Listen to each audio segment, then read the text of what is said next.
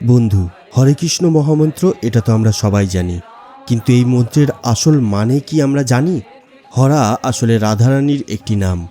যেহেতু এটি সংস্কৃত মন্ত্র, তাই সংস্কৃত ব্যাকরণ অনুসারে হরা হয়ে গেছে হরে।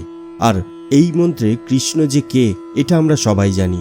কর্ষতি ইতি কৃষ্ণ, অর্থাৎ যিনি সবাইকে নিজের দিকে কর্ষণ করেন বা আকর্ষণ করেন।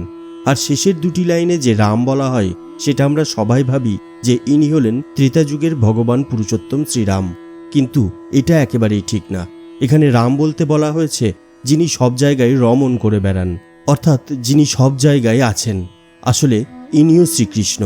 এই কারণে অনেক জায়গায় এই মন্ত্রতে হরের জায়গায় মানুষ সোজাসুজি রাধার নাম নিয়ে থাকে, যেমন রাধে কৃষ্ণ, কৃষ্ণ কৃষ্ণ রাধে রাধে, রাধে শ্যাম শ্যাম শ্যাম রাধে রাধে।